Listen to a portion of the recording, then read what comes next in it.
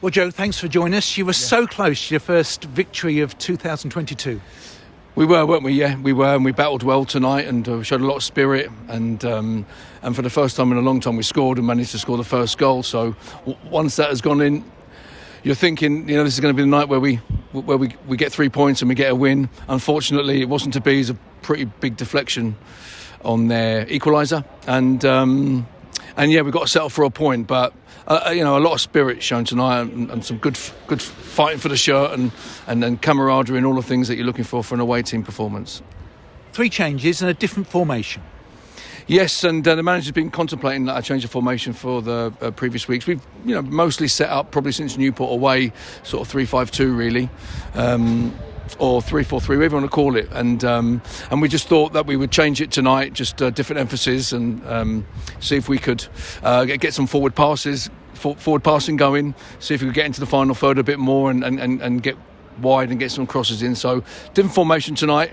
I thought that it worked pretty well actually, and overall I wouldn't say it was a sparkling performance or anything like that, but hard working, a lot of honesty, and a lot of playing for the shirt tonight. And the return from Daryns Bradley, who took the goal so well. Yes, he certainly did. Yes, he. It was a wide free kick, I think, wasn't it? And we had 2 on the ball at the time. Theo put in a very good cross, and Omar's gone in. It's come back, and at that moment you're sort of thinking that it is a side foot finish, but a lot of players would have tried to put the laces through it, leant back and put it over the bar. But very good finish from Darren, very composed to side foot into the top corner. Nice to see it go in, wasn't it? It certainly was. Nice to see it go in. And he looked up for it tonight. He did look up for it, and we just, we did adjust his position a little bit and played him a bit further forward. And the thing with Darren is he's got a lot of experience and he's got a lot of legs, believe it or not, and he's able to scamper around in that position a bit more. And I was very pleased for him to come back into the team, and very pleased that he, scored, which was an important goal at the time. Bradford City changed their shape and they put a lot of pressure on the O's. Were you concerned about some of the opportunities that they were able to create in and around the edge of the penalty area?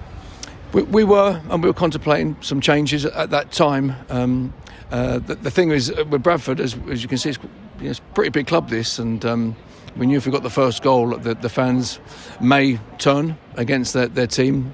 That was a fact, but we also knew if they actually got a goal, that the fans would then go with them, and lots of forwards coming on at that time. Tom Elliott came on, and Theo Robinson came on, Cook was still on, and they put a lot of forward players on the pitch, so we knew we were going up against it. Didn't change the shape because we thought we could see it through and see it out, and try and catch them, really be positive. Don't take a forward off and put an extra defender on. Keep the forwards on and see if we can actually catch them and get to 2-1. And it wasn't to be on the night, but we take the point and we move on to Saturday, where it's a must win, really. It's must win, I think. In terms of the playoffs, because these are the 2 draw specialists, and in many ways a point not much use to either the Bantams or the O's. No, that's right, and let's be honest, we haven't won for a long time, and it's hurting all of us, really. And when that goal went in tonight, you're thinking it's going to be our turn to get our season back going again. I can't sit here and say that we've got our season back going again yet until we get that win, those 3 points, and then we can start to build from there. Saturday's a big game for us, home game against Colchester. Is it a local derby? Local enough in this league.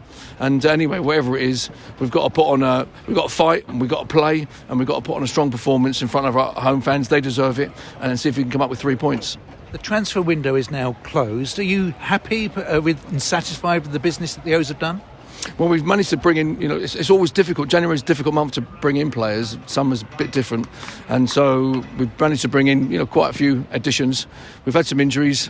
As we know, you're probably going to get to it, from some senior players, and we brought in some players. Even Coleman, I thought, played very, very well tonight. Very, very composed, defensively screened very well, but then also showed some good composure, receiving skills, switching play, first time passes.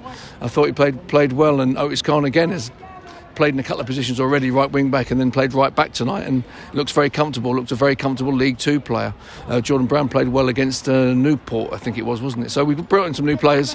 Obviously we've got Frank Newblay, who we've brought in, who can't play Saturday. Exeter will be his first game for us in the squad, and George Ray, who was sub tonight. So we're pretty pleased with all those players that we've brought in, and hopefully they make a big impression on us going forward. You were talking about injuries. Obviously, Paul Smith out with a collapsed lung. How is he now? Yeah. So how is he? I think he's come out of hospital today. Went in Saturday night. It was a bit of a surprise to all of us. Obviously, we knew there was something wrong. We thought maybe there was something wrong with his ribs. But yeah, collapsed lung, which is pretty dangerous. And we were a bit surprised about that. I've spoken to him twice, and Paul's looking likely that maybe his season is done, I think, roughly. I don't quite know the sort of medical side of things for that, but I think it's pretty serious and going to take a while for him to get over. So yeah, Paul Smith's out probably about the rest of the season. And I suppose with that injury, so many of the supporters would be surprised that Dan Kemp has left to the MK Dons.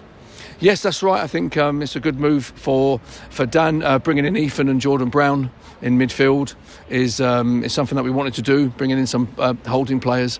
And then Dan Kemp got the opportunity to go to MK Dons. And, we wish him all the best on his move. Can I ask about Adam Thompson, not on the bench tonight? You can, yeah. Again, George Ray, Adam Thompson. I think that the feeling is with George Ray is that he's been playing some football, played against us, I think, in the home game. And with Adam, we're looking to improve his fitness and we're looking to improve his mobility in order to secure a place into the team. He's got some experience and just hasn't played a lot of football this season or last season. So we've got hopes for Adam to come back into the team. He does offer some good plus points in terms of experience. But we brought George in because he's ready to go. And Callum Riley, how's his progression going? Callum Riley is training and trained probably the last 2 weeks. And again, we're looking for him to improve his fitness as well. He hasn't played a lot of football. Obviously, this season hasn't played any football really. Maybe one game against Southampton where he started, I think, in the Papa John's. And again, some injuries, which is unfortunate. And again, he's looking to improve his fitness, improve his mobility in order to get into the side. As you say, it's Colchester United, a must-win game, very different under the new management. How different would it have been if it had not been for that 6-week break and you had the opportunity of playing Bristol Rovers, Oldham and Colchester when they were probably all three struggling? Well, yeah, I understand that we have, from me and from Kenny, there's no excuses. We're not going to start talking like if we'd have, there's none of that. We have to improve. We have to perform better. We have to improve offensively. We have to improve going forwards, creating chances. And in total, that would improve scoring goals. If we get back to that again, we do have the players. Confidence is a little bit low, but you have to work at it. And we have to improve ourselves on the training ground and not look for any excuses. And finally for me, Joe, it's a long journey, isn't it? I think 17 on the coach, but a lot more travelling fans than that made this journey to Bradford today. Yeah, no, make a point, not just at this club, but every club I've been at, to make sure that everyone goes across to any supporter who travels on a Tuesday night to Bradford. It's quite a long trek up north for our supporters, and we had a good few as well. And so I was pleased for them that they didn't. We've been losing lately, and I'm pleased for them that we got a point. I'm pleased for them that we scored, and I thank them for their support and thank them for coming up. They deserve better than what we're giving them at the moment, and it does hurt us. And we're looking to try and improve.